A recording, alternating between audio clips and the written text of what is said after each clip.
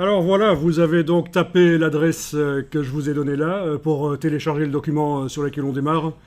bit.ly/2b1x0st avec les majuscules là où il faut. Et vous avez donc téléchargé un zip qui, quand vous double-cliquez sur Louis, sur le zip, il vous crée un document qui s'appelle ici document 33 folder. C'est donc ce qu'on appelle un dossier d'assemblage.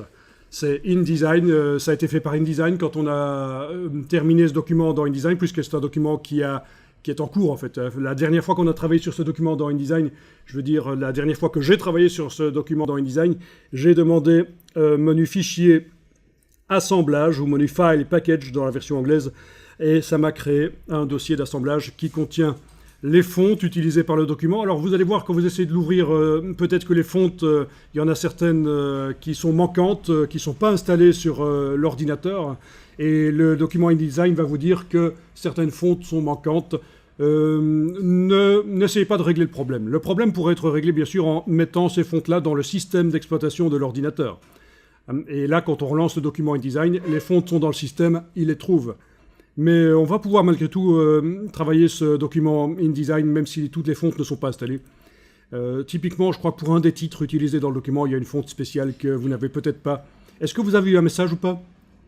Pas de message? Ça va, c'est parce qu'on est sur un Mac. Mais si vous ouvrez sur un PC ce document, parce que les documents d'assemblage, les packages InDesign sont bien sûr compatibles Mac et PC, donc ceci, on aurait pu le dézipper sur un PC par un clic droit, extraire et ouvrir le document InDesign. Là, je pense qu'il vous aurait dit qu'il y a une des fontes qui est manquante. Mais apparemment, je n'ai utilisé donc pour ce document que des fontes disponibles en standard sur le Mac, raison pour laquelle vous n'avez pas eu de message sur les fontes manquantes.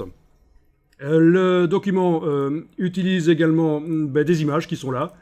Là aussi, certaines des images, il y a quelque chose à dire là-dessus. Certaines images ont des noms très longs. J'ai oublié de raccourcir les noms. Ce sont des images qui viennent du web, des images du domaine public que j'ai le droit d'utiliser. Donc, parce qu'il y a des images sur le web qu'on a le droit d'utiliser, celles qui sont du domaine public. Ce qu'on appelle les images libres de droit, c'est ce que vous appelez en général les images libres de droit. Mais attention, dans les images libres de droit, ce qu'on appelle les images libres de droit, elles sont parfois, c'est parfois permis de les utiliser pour des applications non commerciales, mais dès qu'on veut faire de l'argent avec le document dans lequel on les utilise, c'est pas permis. Donc, dans le domaine, les images du domaine public, là, c'est certain qu'on a le droit de les utiliser, même dans des documents qui rapportent de l'argent. Et donc, il y a certains noms que j'ai oublié de raccourcir. C'est les noms que les images avaient là sur le web, sur les serveurs qui les contenaient. Et quand on dézippe le document sur un PC, je vous le dis parce que ça, vous pourriez réessayer chez vous sur un PC d'aller rechercher le document et de le dézipper. Quand on dézippe, il va vous indiquer qu'il y a des fichiers qui n'ont pas pu être extraits. Et donc les images seront manquantes. Typiquement, les 4 images avec des noms très longs, là sur un PC, il ne saura pas les dézipper, les chemins sont trop longs. Alors depuis mai 2016, si je ne me trompe pas, il est possible de modifier le comportement du PC pour qu'il fonctionne comme un Mac, c'est-à-dire qu'il accepte des chemins très longs. Mais sinon, si vous ne demandez pas au PC d'accepter des chemins très longs, il va forcément régulièrement vous poser des problèmes et vous dire qu'il n'arrive pas à dézipper les choses, parce que ça vient typiquement d'un Mac où les noms très longs sont acceptés depuis très longtemps. Ok, donc je ne suis pas en train de dire que le Mac est meilleur que le PC ici, c'est juste des caractéristiques, mais heureusement, je vous dis, le PC, depuis mai 2016, il y a possibilité de le faire fonctionner comme le Mac pour accepter des noms très longs. Alors bien sûr, ici, on va ouvrir le INDD, c'est le document InDesign. Le IDML, c'est juste si on voulait ouvrir le document dans une version plus ancienne de InDesign. Alors, on va faire apparaître la palette des pages, menu fenêtre page, Window Pages. Voilà. Alors, cette palette des pages, comme vous voyez chez moi, elle n'est pas comme la vôtre. La vôtre, elle doit être, à mon avis, plutôt comme ceci, c'est-à-dire que les pages se superposent comme ça. Tandis que ma palette des pages, je peux la mettre là sur la gauche et prendre la petite poignée en bas à droite et l'agrandir. Et j'ai ce genre de présentation qui est un peu sympa. Alors pour obtenir ce genre de présentation, c'est simple. Une fois que vous avez la palette des pages, vous allez dans le menu de la palette des pages, donc en haut à droite. Ah oui, au fait, votre palette des pages, elle est peut-être accrochée sur le côté. Ce serait mieux de la décrocher. Oui, peut-être que votre palette des pages, elle ressemble un peu à ceci, voilà, quand vous cliquez sur le mot page ici, voilà, donc ce serait peut-être intéressant de la décrocher par son onglet. Vous prenez le mot page, l'onglet ici, vous cliquez, glissez, voilà, elle est flottante maintenant. La palette est flottante. Voilà, donc dans le menu de la palette des pages, vous allez jusqu'à la ligne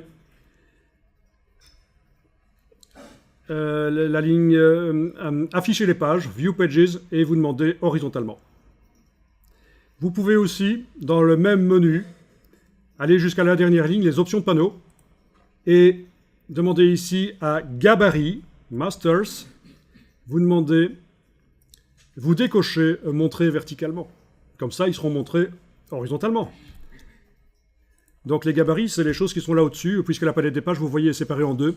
Il y a d'un côté les pages du document, et de l'autre côté les gabarits qui sont en fait des modèles de pages en quelque sorte. Hein. Voilà, donc ce document est basé sur une grille, comme vous voyez, une grille assez simple, qui permet d'avoir une structure dans le document. Ça permet d'avoir un document on a l'impression qu'il y a quand même une structure dans le document, même si d'une page à l'autre les choses changent. Par exemple ici, sur cette page-ci, j'ai 3 colonnes, là j'en ai 2. Ici, les images ont été mises d'une certaine manière, il y a du texte qui doit encore arriver. Mais en tout cas, voilà, vous comprenez le principe. On se base, pour la création de cette mise en page, on se base sur une structure qui transparaît sur toutes les pages, d'une manière ou d'une autre. Et donc, ça permet de faire un document qui est varié au niveau de la mise en page. Donc, c'est intéressant, c'est pas toujours la même chose. C'est pas un document d'entreprise, c'est pas un rapport d'entreprise, c'est plutôt un magazine. Mais en même temps, c'est pas du n'importe quoi, d'une page à l'autre, ça ne change pas complètement, il y a quand même la structure qui est derrière. Donc c'est vraiment ça le secret d'une bonne mise en page, c'est d'avoir une structure derrière, et malgré tout de s'en servir donc pour faire des documents qui sont variés. Alors parmi les gabarits, parmi les masters, vous en avez un qui est spécial parce qu'il a été fait au départ d'une page qui avait été mise en page dans le document. Ça, c'est quelque chose qui peut être fait, faire un gabarit au départ d'une page qui est du document. Il y a une fonction qui s'appelle, dans le menu de la palette page, une fonction qui s'appelle gabarit, sauvegarder en tant que gabarit. Master Pages, save as master, et ça vous envoie une copie de la page, et au départ de ça, alors on peut, comme avec les autres gabarits d'ailleurs, on peut démarrer une nouvelle page sur base de cette structure. Donc c'est pour accélérer le travail et la création de magazines, en fait, hein, ces gabarits. Plutôt que de chaque page démarrer d'une page blanche et devoir la peupler de textes et d'images, ben, on démarre d'une page soit avec des blocs roses qu'on va supprimer, fusionner, remplir de textes ou d'images, soit on démarre d'une mise en page déjà un peu plus complexe. Par exemple, si vous avez un magazine qui sort tous les mois, vous pouvez reprendre la mise en page du mois précédent, remplacer les images par d'autres, remplacer le titre par un autre, remplacer le texte par un autre, et voilà, vous avez vite fait le travail de mise en page. C'est ça l'idée derrière. Alors, pour que les vignettes soient plus grandes dans le panneau, c'est dans le menu de la palette page, il faut aller sur les options de panneau, dernière ligne, et ici, vous avez le choix des vignettes pour les pages. Vous avez jusqu'à Jumbo. Sur des vieux écrans, ça fera trop grand, mais sur des écrans à haute densité pixels, ça passe. Et vous avez la même chose pour les gabarits. Donc c'est dans le menu de la palette page, la dernière ligne, les options de panneau. C'est là qu'on choisit les tailles des vignettes. Alors on va pas mal utiliser en parallèle Photoshop aujourd'hui. Parce que, bon, vous connaissez Photoshop quand même un peu. Hein. De toute façon, toutes les étapes seront expliquées pas à pas. Mais enfin, si vous connaissez déjà un peu Photoshop, ça va faciliter les choses. Et on va maintenant aller chercher la palette Liens, menu Window Links, menu Fenêtre Liens. Donc, vous connaissez peut-être le principe, dans InDesign, les images ne s'y trouvent pas vraiment. Elles ne sont pas vraiment dans le document InDesign. Raison pour laquelle, d'ailleurs, je reviens ici sur mon dossier qui contient les documents, enfin le zip des IP. Voilà, vous avez un dossier d'image qui fait 77,5 mégas. Oui, je dis les chiffres en français, comme ça, ceux qui ne parlent pas bien français comprennent. Non, je rigole. Alors, vous avez ici le document InDesign, donc il fait seulement 7,5 mégas, alors qu'il contient, quasiment 80 mégas d'images. Donc c'est bien ça, le principe, c'est que les images haute définition ne sont pas réellement dans le document. Raison pour laquelle, si le dossier lien change de nom ou disparaît, le document InDesign n'est plus exploitable vraiment correctement. Quand on sortira, ce seront vraiment des versions basse définition qui sortiront. Alors, ces images, certaines d'entre elles sont à différents endroits dans le document, et InDesign vous fait d'office un petit dossier qui contient les deux images. C'est la même en fait, hein. C'est le même fichier. Et il vous indique, tiens, elle est sur la page 2. Elle est sur la page 2. Elle est aussi sur le gabarit D. Ben oui, c'est le fameux gabarit qui a été créé d'après les pages du document d'ailleurs. Voilà. Donc voilà pourquoi il y a certaines images qui sont en plusieurs exemplaires. Elle est sur la page 2, celle-là, elle est sur la page 5 aussi, elle est sur le gabarit D. Voilà. Alors, regardons un peu les caractéristiques de ces images. Alors souvent, on dit que, enfin ceux qui ont fait l'infographie en école secondaire, on vous a dit que vos images dans InDesign doivent être en CMJN et à 300 pixels par pouce. C'était vrai dans les années 90. Depuis 15 ans, Adobe dit que vous devez, c'est mieux, utiliser des images RVB, pour une raison qui est expliquée dans une vidéo que je peux vous fournir. Je n'ai pas énormément de temps pour vous expliquer ça. Mais en tout cas, voilà, Adobe préconise d'utiliser des images RVB, même si au final c'est pour l'impression, parce que vous allez au départ de InDesign générer un PDF CMJN. C'est à ce moment-là que vous allez transformer les images RVB en CMJN. Elles seront en CMJN dans le PDF, elles sont en RVB dans le document InDesign. Et ce qu'on vous dit aussi dans secondaire, bon, ben voilà, vous avez eu des profs qui ont étudié dans les années 90 et puis ils n'ont pas trop remis à jour leurs connaissances peut-être.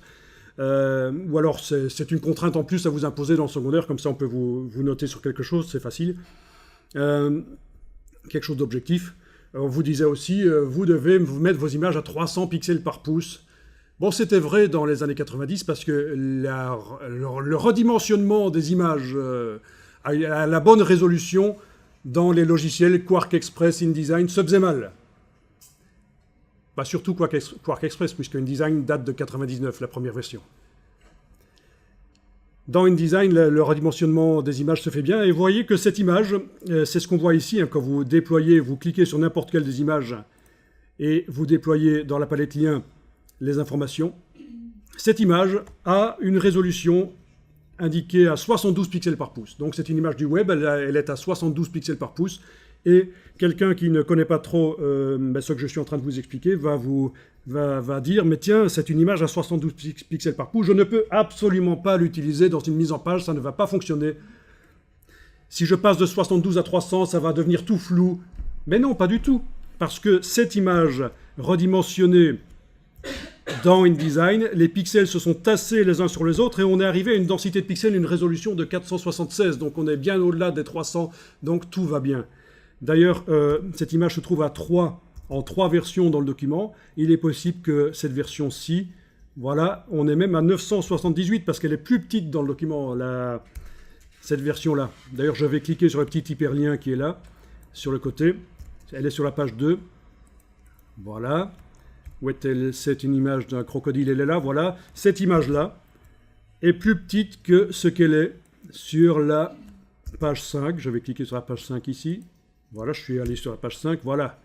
Ça occupe quasiment toute la page de droite. Enfin, une bonne partie de la page de droite, alors que sur la page 2, elle était plus petite, cette image. C'est la même image, c'est le même fichier. Mais comme elle est plus petite sur la page 2, les pixels sont plus tassés les uns sur les autres, et donc on a une résolution, une densité de pixels par pouce, sur une distance de 2,54 cm sur le papier, donc un pouce c'est 2,54 cm. On est à 978 ici. Alors que là, sur la page de droite où elle est plus grande, on est à 476.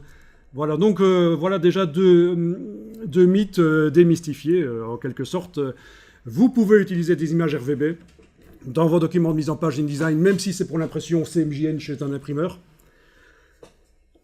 vous pouvez utiliser des images à n'importe quelle résolution. Ce qui compte, c'est ce qu'on appelle la résolution effective dans InDesign, c'est-à-dire quand on a redimensionné l'image dans InDesign, quelle est la densité de pixels sur un pouce, sur une distance d'un pouce. C'est la résolution effective ici. Voilà. Alors, si vous croisez quelqu'un quelque part qui vous dit que vous ne devez absolument pas mettre des images RGB, qu'elles doivent être absolument à 300 pixels par pouce, bon, tentez une petite approche. Pourtant, on m'a dit que depuis 15 ans, Adobe préconise d'utiliser des images RGB et que la résolution n'a pas d'importance parce que ce qui compte, c'est la résolution effective dans InDesign. Bon, si la personne commence à devenir toute rouge, son visage gonfle un peu, elle commence à trembler, abandonnez, vous avez affaire à quelqu'un, bon, il vaut mieux, faites à ce moment-là des images CMJN en 300 pixels par pouce. Bon, le patron, c'est le patron, quoi. Hein. Enfin, le patron, c'est parfois un prof aussi. Donc voilà, ce que je vous dis là, c'est l'évolution des choses. Et je pourrais même vous sortir des articles qui parlent de ça, de grands sites spécialisés dans InDesign. C'est quelque chose de très connu dans les métiers, en fait. Mais dans les petites boîtes, les petits indépendants n'ont peut-être pas intégré ça parce qu'ils n'ont pas remis à jour leurs connaissances, ça peut arriver. Ok, alors toutes ces images, vous voyez, sont des images JPEG, parce qu'elles viennent du web. Bon, j'avais pas le budget pour aller faire un safari pendant 2 mois et photographier des crocodiles, etc. Donc je suis allé chercher des images du web. Ce sont des images du domaine public, donc il y a un risque que d'autres personnes qui font des publications sur le même sujet vont utiliser les mêmes images. Ça peut arriver. L'alternative, c'est aussi d'acheter des images dans une banque d'images. Il y a des banques d'images sur le web, vous pouvez acheter vos images quand vous devez illustrer un magazine, mais là aussi, vous pouvez, c'est déjà arrivé, vous retrouver avec la même image que le concurrent, en couverture même du magazine. C'est des choses qui arrivent. Parce que tout le monde, les deux magazines ont acheté l'image dans la banque d'images. Donc voilà. Donc moi, je suis assez partisan des images du domaine public sur le web. C'est sympa, c'est gratuit, et voilà. Bon, la qualité n'y est pas toujours, mais on peut faire un peu de retouche dans Photoshop. Et c'est d'ailleurs ce qu'on va faire. Mais alors, de la retouche sur des images JPEG, c'est pas bien, parce que vous devez faire de la retouche destructive. Vous ne pouvez pas faire de la retouche avec des calques et faire de la retouche non destructive. Donc, qu'est-ce qu'il faut faire? Il faudrait ouvrir chaque image, l'enregistrer, l'ouvrir dans Photoshop, en fait. L'ouvrir dans Photoshop, l'enregistrer au format Photoshop, PSD, donc l'extension PSD au lieu de JPG. Et il faudrait faire la mise à jour dans InDesign. Bon, ça peut prendre du temps. Hein. Si vous avez démarré un document avec plein de JPEG comme c'est ici et vous devez tout remplacer par du PSD, ça va être pénible. Eh bien, on va automatiser ça. Vous allez voir qu'on peut automatiser ça. On peut faire en sorte que toutes les images JPEG qui sont là soient remplacées par une version PSD. Et l'intérêt, c'est que vous allez pouvoir, en parallèle de votre mise en page InDesign, faire les retouches dans Photoshop et voir directement ce que ça donne dans InDesign. Faire des retouches non destructives avec des calques, des filtres dynamiques que vous connaissez peut-être. Enfin, plein de choses comme ça. Voilà, c'est ce qu'on va faire maintenant. Donc, vous lancez Photoshop.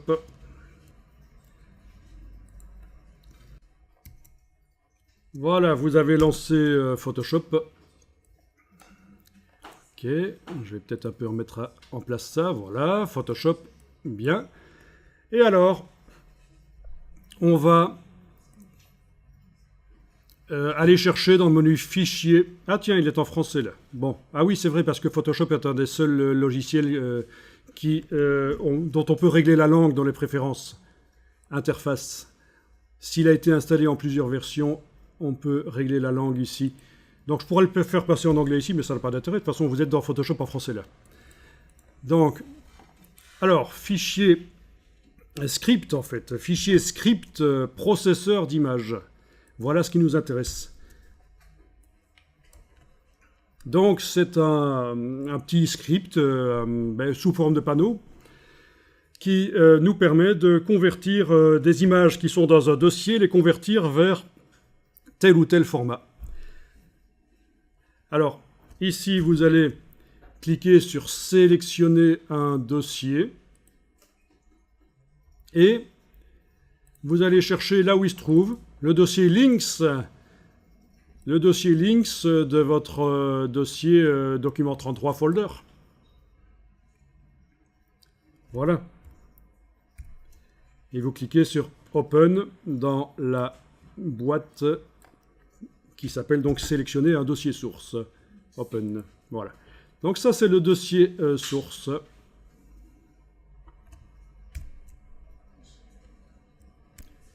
Alors, on peut enregistrer au même emplacement, ou on pourrait envoyer vers un autre dossier aussi, mais voilà.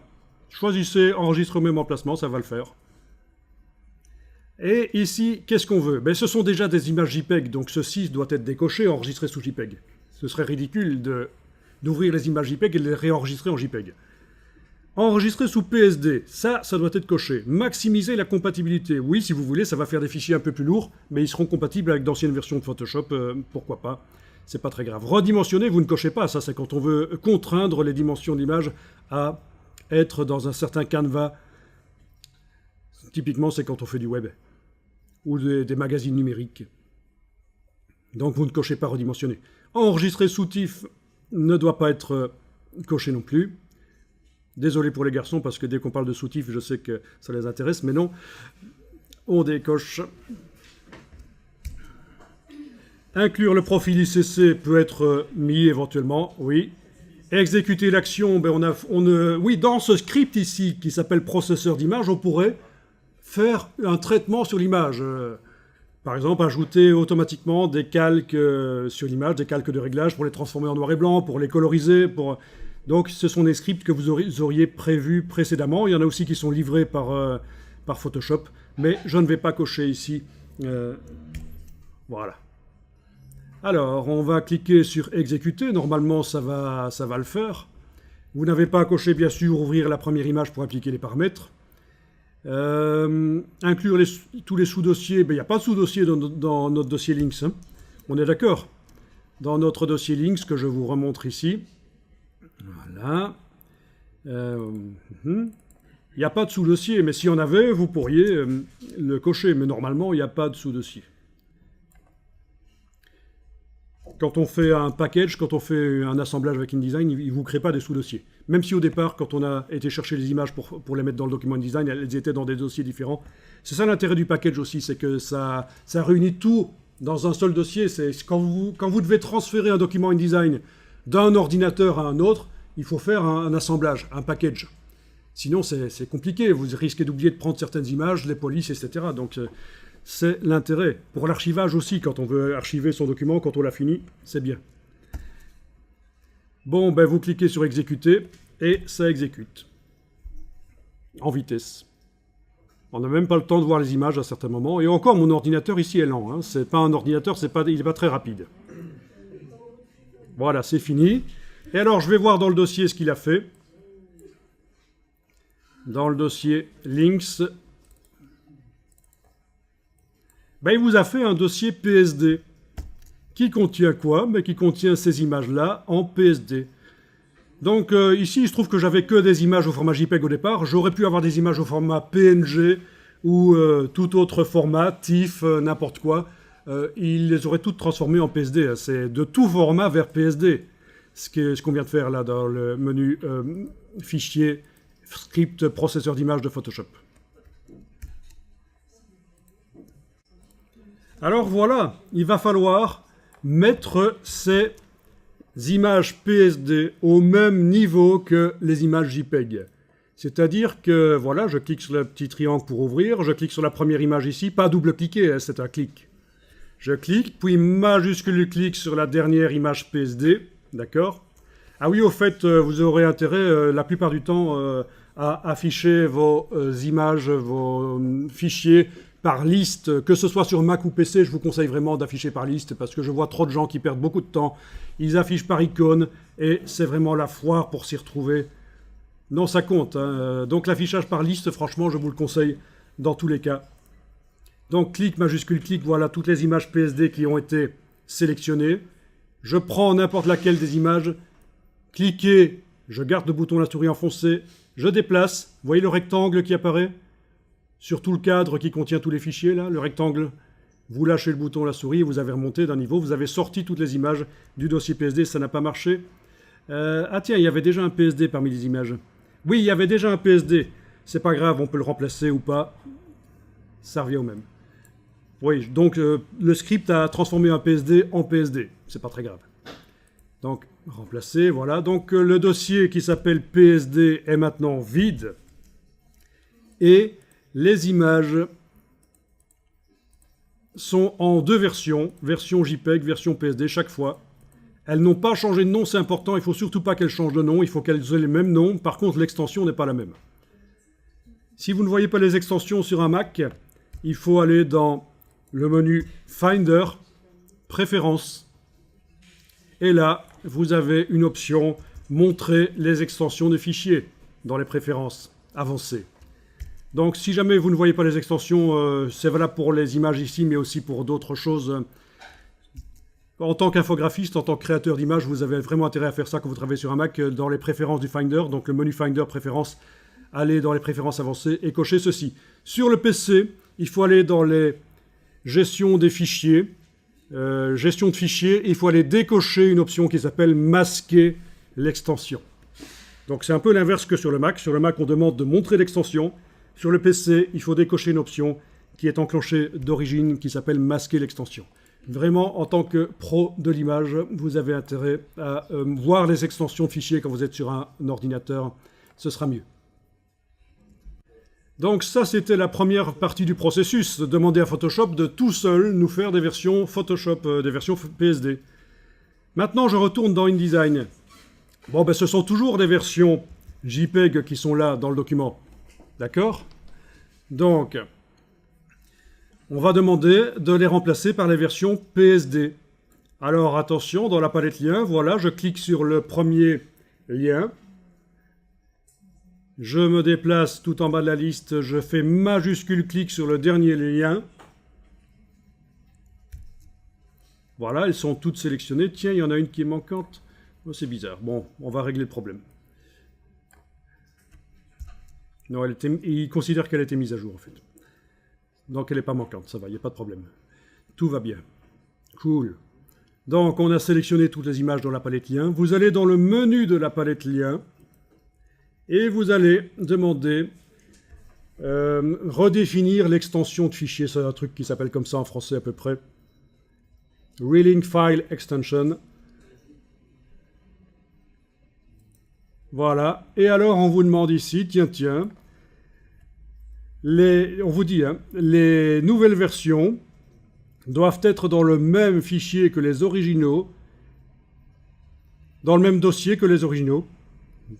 Les nouvelles versions doivent être dans le même dossier que les originaux.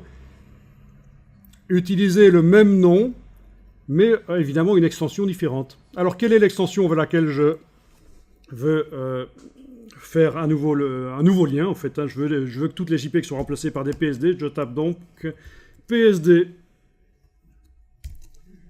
dans ce cas-ci. Et je clique sur refaire le lien. Et voilà. Quelle magie! D'un coup, ça marcherait si vous avez un document avec des centaines d'images. C'est ça qui est intéressant. Hein. Ici, on n'a pas encore beaucoup d'images.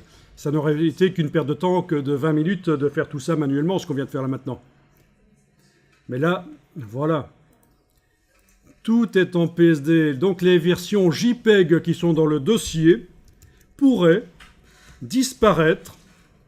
Donc je pourrais, par exemple, dans le dossier ici, affiché par liste, demander de faire un affichage par genre.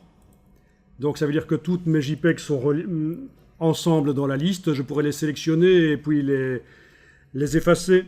Mais je ne vais pas le faire ici. Hein. Elles peuvent rester, ce n'est pas un problème. Mais en tout cas, ce qu'il faut comprendre, c'est que le document InDesign, maintenant, n'utilise plus ces images-là, JPEG. Il utilise les versions PSD.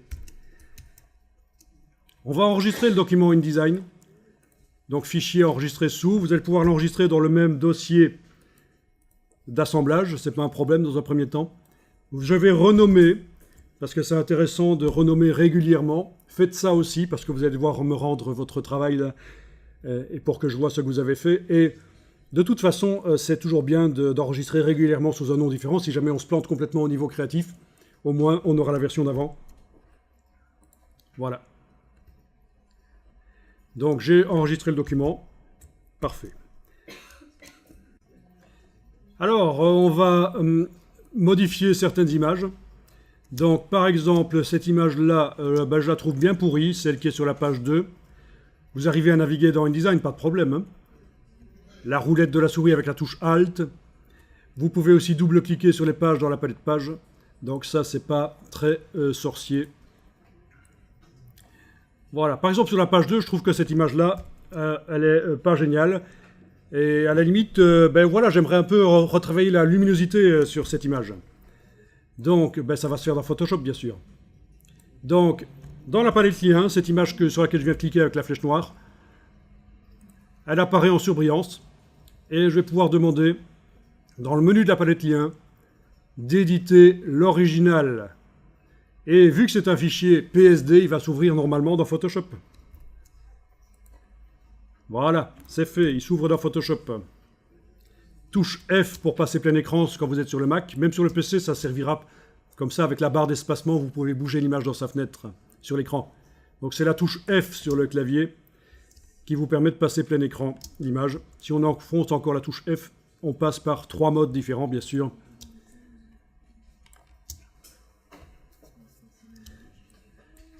Donc la touche F, c'est la touche F. Il ne faut pas chercher les touches de fonction F1, F2, F3, c'est pas ça. C'est vraiment la touche F. Celle qui sert à faire le F-word. Non, je rigole. Alors, vous avez ici la palette des calques. Vous allez évidemment ajouter un calque de type courbe, qui est vraiment le calque de réglage des professionnels de l'image. Donc, calque de réglage de type courbe. Ça va, vous connaissez Photoshop, j'ai pas besoin de vous expliquer tout. Voilà, réglage des courbes. Donc calque de réglage de type courbe, voilà, il est là. En cas de problème, demandez à votre voisin quel est le moins stupide, si vous en avez un à gauche et à droite, et il pourra vous aider. Je suis moqueur, excusez-moi. Bien, le réglage des courbes qui est là.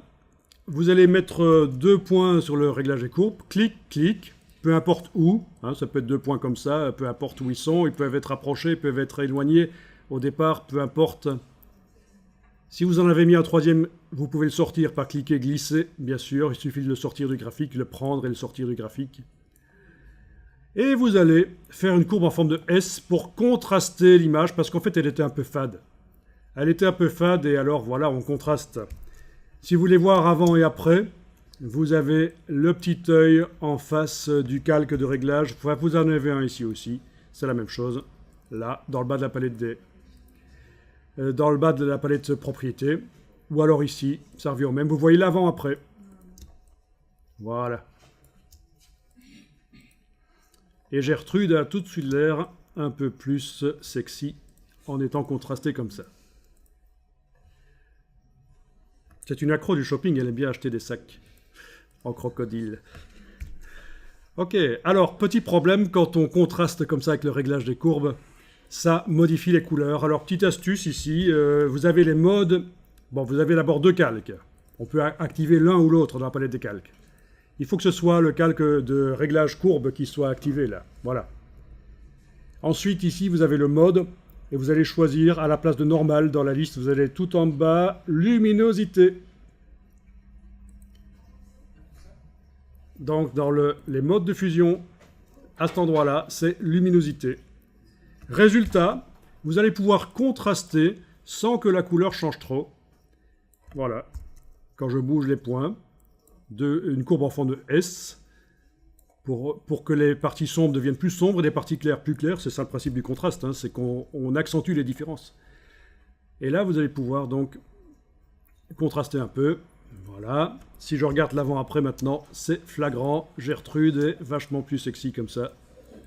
Son petit maquillage ressort mieux. On a l'impression qu'elle a un sac en crocodile, mais c'est pas vrai, c'est son corps. Excusez-moi. Je m'éloigne du sujet. Je retourne dans InDesign, rien n'a changé. Je suis dans Photoshop. Ah oui, pour passer d'un logiciel à l'autre, sur le Mac, c'est commande tabulation. Commande tabulation.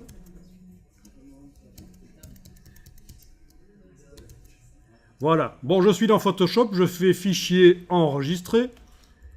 Fichier enregistré. Pas enregistré sous, c'est sous le même nom que j'enregistre. Donc c'est un commande S, fichier enregistré. Ah oui, il y a un petit message sur la compatibilité que je peux décocher éventuellement, voilà.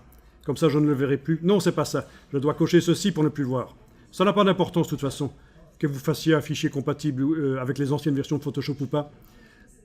Donc, je laisse maximiser la compatibilité et je coche ne plus afficher. Voilà, comme ça, j'aurai plus le message. Voilà, c'est enregistré, le fichier est mis à jour. Qu'est-ce qui se passe dans InDesign? C'est mis à jour. Voilà.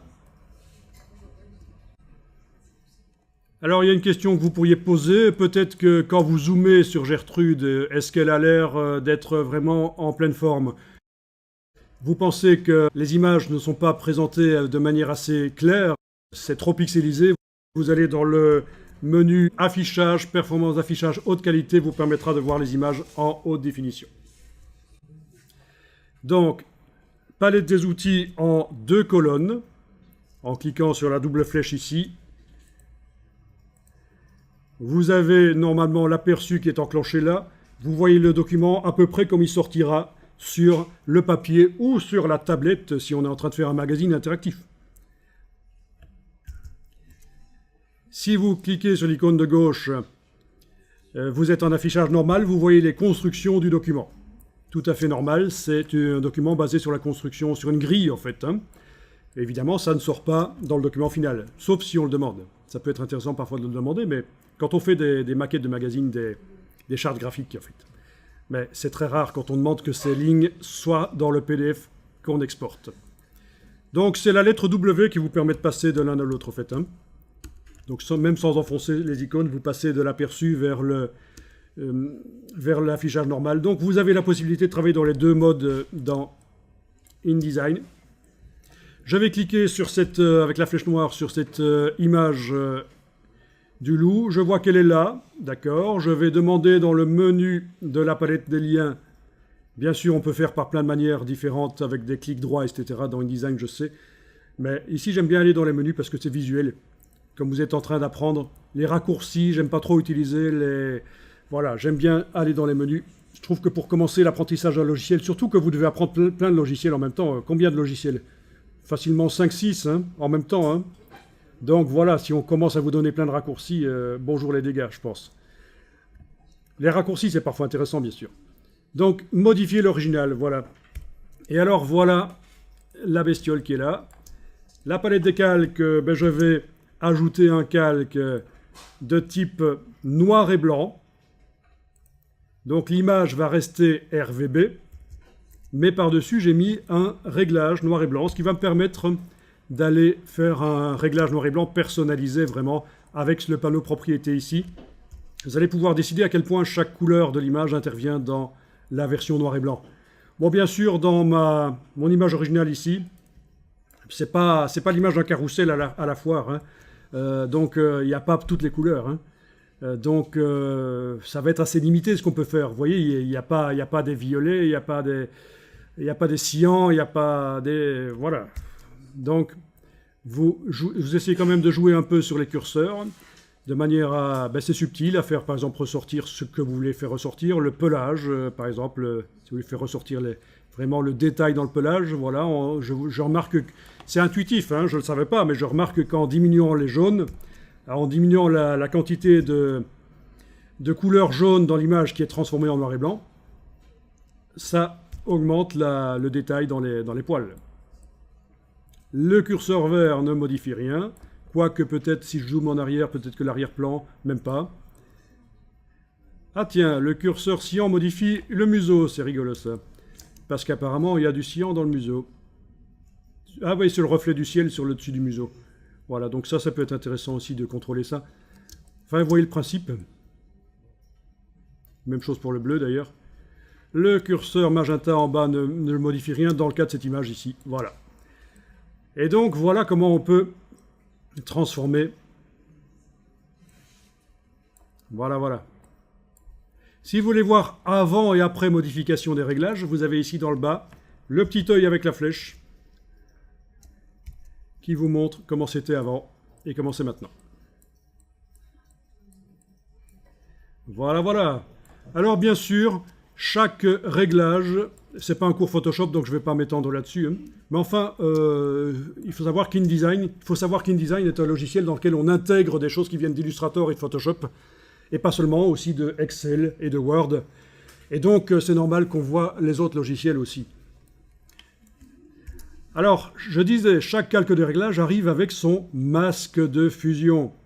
Donc, je peux faire ceci, par exemple. Je clique sur le masque de fusion ici, pas un double clic, hein, quoique un double clic, voilà, ça... Oui, ça me pose un problème de double-cliquer. Il va falloir que je quitte ça, annuler. Je suis entré dans l'édition du masque. Donc, c'est vraiment juste un clic pour qu'ils soient encadrés, en fait. Hein. Et puis, avec le pinceau ici, je vais aller choisir de dessiner en noir. Donc, si vous n'avez pas du noir dans la case ici à l'avant-plan, vous cliquez là-dessus et sur la double flèche, vous avez du noir, c'est certain. Avec le pinceau tout à fait normal, basique. Voilà. Alors, ça, vous n'êtes pas obligé de le faire. Hein, je vous montre juste. Hein. Je vais modifier la taille du pinceau. Je fais CTRL-ALT. Je suis sur un Mac, c'est le bouton gauche qui me permet de modifier la taille du pinceau. Donc, touche CTRL-ALT, je modifie la taille du pinceau. Si vous voulez faire la même chose sur un PC, ce sera le bouton droit de la souris. Toujours les touches CTRL-ALT, mais bouton droit sur le PC. Je dessine, voilà, et voilà, tiens, j'ai la version non colorisée, non transformée en grid, je veux dire qui revient, voilà. Ça peut être marrant, ça. Ah ah, spécial comme effet. Alors, de toute façon, c'était juste pour que les yeux ressortent un peu mieux. Si vous voulez voir l'avant-après, je ne sais pas ceux qui ont eu le temps de faire ça, bien que c'était juste facultatif ceci. Hein. Touche majuscule, pas caps lock, hein, la touche shift et cliquez sur le masque, ça le désactive et vous voyez la version d'avant et version d'après.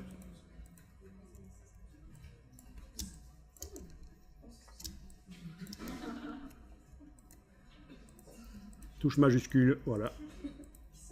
Bon, ben voilà, c'est le principe, c'est un masque. Ça permet de faire en sorte que le calque de réglage n'agisse pas à certains endroits de l'image qui se trouve juste en dessous dans le calque d'arrière-plan. Et si on dessinait en blanc, ben ça ferait en sorte qu'il agisse, bien sûr. Bien.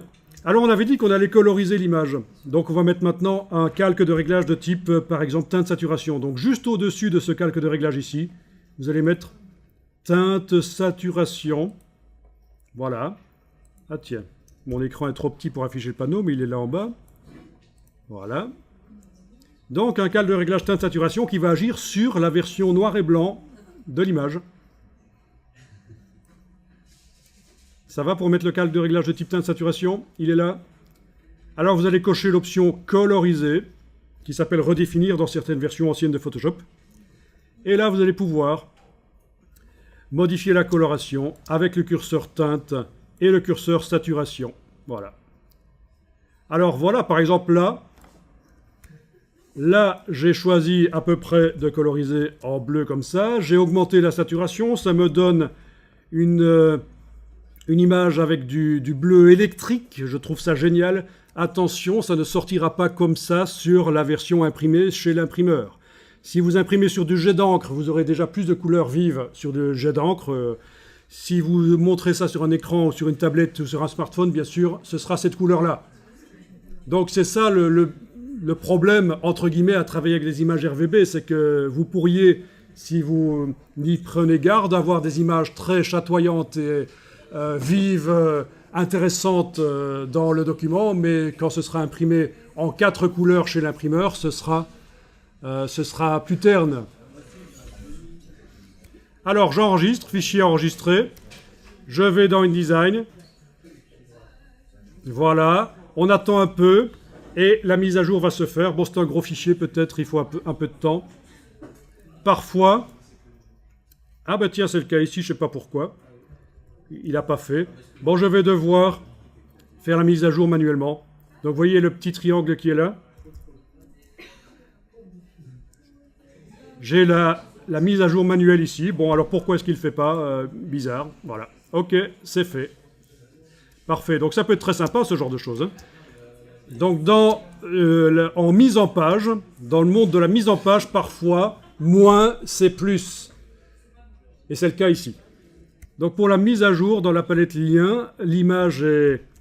Il faut l'activer, celle qui est le petit triangle jaune.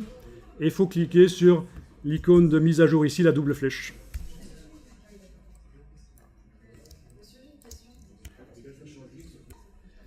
Voilà, voilà.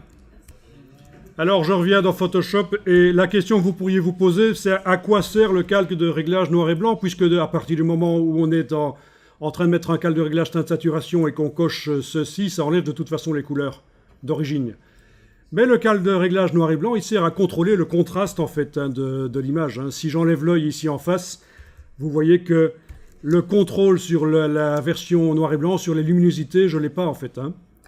D'accord? Donc voilà pourquoi le calque de réglage noir et blanc est utile, même si le calque de réglage teinte saturation, quand on coche colorisé, il vous enlève les couleurs.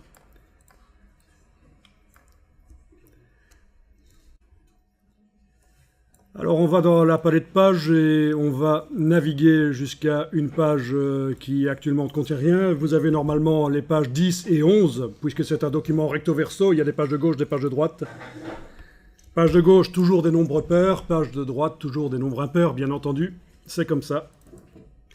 Donc vous êtes sur la planche, on appelle ça une planche, c'est quelque chose qui réunit deux pages comme ça. Vous êtes sur la planche 10 et 11, il n'y a pas encore de numérotation, donc dans le document, vous ne voyez pas encore des chiffres qui indiquent les pages sur lesquelles on se trouve. Mais en tout cas, voilà. Vous avez par la palette de pages possibilité d'aller par double clic naviguer jusque-là. Ces pages utilisent le gabarit C, qui est où? Il est là, voilà, le C Master, qui présente 4 colonnes par page. Vous voyez 4 colonnes par page, alors que le B présente 3 colonnes par page. Tous les deux, ces gabarits-là, sont basés sur le A, mais ça n'a pas d'importance. C'est ce qu'on appelle le parentage de gabarit, mais on ne voit pas ça ici. En fait, c'est juste une caractéristique dont on ne s'occupera pas ici, le parentage de gabarit, le fait que le B et le C sont les enfants du A. Ce qui compte, c'est qu'on remarque qu'on travaille donc sur les pages 10 et 11 qui sont basées sur le gabarit C. Et voyons ça. Ah oui, tiens, il y a déjà un bloc qui a été agrandi là-bas. Passez en affichage normal. Pour bien voir tout. Voilà. Voilà. Alors, sur cette page-là, vous allez faire un cliquer et glisser. D'abord, je vais aller voir dans la palette des calques, parce que les repères là qu'on voit, les lignes verticales et horizontales sont sur des calques. Donc, dans la palette calque, menu Window Layers, dans la version anglaise, je vérifie bien que oui, je suis en train de travailler sur le calque qui s'appelle Images et texte, et les autres calques qui contiennent les repères et les fonds colorés éventuellement sont verrouillés, c'est parfait. Donc je ne vais pas, avec la flèche noire, par erreur, aller sélectionner des repères puisque c'est verrouillé. Parfait. Voilà ce que je fais. Regardez, et vous allez essayer après. Je vais faire un cliquer glisser pour sélectionner tous les blocs qui sont là, sous le bloc qui est plus grand que les autres. Touche suppression, voilà, sur le clavier. Puis je clique sur le bloc là, je prends sa poignée, je l'agrandis là. Puis je vais sélectionner tous ces blocs là. Touche suppression, celui-là aussi. Celui-là, je vais l'agrandir comme ça, voilà. Et on fait la même chose sur la page d'à côté. On va faire... Non, la page d'à côté, laissez tomber pour l'instant. Faites uniquement la page de gauche, c'est bien. Donc vous avez deux grands blocs qui seront des blocs de texte. Un bloc vide peut contenir ce qu'on veut, une image ou du texte, c'est nous qui décidons. Et on va mettre en fait des blocs texte, des textes. Alors, si vous regardez sur une autre page, vous n'êtes pas obligé d'y aller, je vous montre. Il y a une autre page ici, dans laquelle on a deux blocs texte l'un à côté de l'autre. Ils sont complètement indépendants. On a mis du faux texte dans un premier temps, juste pour faire la mise en page, ce sera remplacé par du vrai texte après. On a mis du faux texte dans le bloc de gauche, on a mis du faux texte dans le bloc de droite. Tiens, et il est en centré, c'est foireux. Je vais aller corriger ça. Parce que du long texte comme ça centré, c'est vraiment foireux de chez foireux. On ne fait jamais ça. Voilà, ok. C'était une erreur. Donc voilà, vous avez là deux blocs sur cette page-là, deux blocs qui sont vraiment indépendants avec du texte l'un à côté de l'autre. Voilà. On va faire quelque chose d'un peu différent ici. On va d'abord transformer nos blocs, il faut que je retrouve la page, elle est là, oui. On va transformer nos blocs en blocs texte en cliquant avec l'outil texte sur eux. Vous prenez l'outil texte, vous cliquez sur le bloc, voilà. Vous cliquez sur l'autre aussi, voilà. Ce sont des blocs texte maintenant. Les diagonales ont disparu, ce sont des blocs texte. Alors qu'avant c'était des blocs un peu graphiques, mais bon, vu qu'il n'y avait pas d'image dedans, on peut les transformer très rapidement en blocs texte en cliquant avec l'outil texte. Et avant de remplir le bloc de gauche avec du texte, je vais lier les blocs. Donc vous prenez la flèche noire, vous avez une porte de sortie ici, vous cliquez sur elle. Donc avec la flèche noire, vous cliquez sur le bloc de gauche, vous cliquez sur la porte de sortie qui est là, puis vous survolez n'importe où. Enfin, pas sur les bords, ce serait ennuyeux, mais en tout cas, vous survolez sur la surface du bloc de droite, là. Et vous avez une chaîne qui apparaît. Vous cliquez et vous avez chaîné les blocs. C'est-à-dire que quand je vais remplir avec du texte dans le bloc de gauche, évidemment, ça va déborder sur le bloc de droite. Tout seul, c'est du chaînage de texte. Vous n'avez peut-être pas la ligne qui apparaît chez vous. Si, super, c'est parce que dans le menu View, menu affichage, on a extra, montrer le chaînage de texte. Bon, ici, ça propose de le masquer parce qu'il est montré, c'est logique. Hein. Mais c'est là que ça s'est passé. Si un jour vous faites ça et vous ne voyez pas, il faut d'abord s'assurer qu'on est en affichage normal. Et puis, il faut s'assurer que dans le menu affichage, on a extra, afficher le chaînage de texte. Et voilà. Si on bouge le bloc, là, on voit que ça suit. Hein. C'est vraiment... Ça m'indique comment le texte va couler d'un bloc à l'autre. On peut faire sans ça, mais c'est intéressant de voir que ça existe. Ensuite, vous allez avec l'outil texte cliquer sur n'importe lequel des deux blocs. Par exemple, je clique sur le bloc de droite, et le curseur ne clignote pas en haut à gauche là, du bloc de droite quand je clique avec l'outil texte. Ben oui, puisqu'ils sont chaînés, le début, il est là, il est au début du bloc de gauche. Donc c'est tout à fait logique. Quand vous avez des blocs chaînés, quand vous cliquez sur un des blocs qui suivent, le curseur se met sur le premier bloc. Et vous allez demander clic droit, remplir avec le texte de substitution. Vous faites un clic droit, remplir avec le texte de substitution. Bon, c'est quelque chose qui existe aussi dans le menu texte, en fait. Hein. Vous avez aussi ça. Je pense, tout au fond, oui, voilà. Mais bon.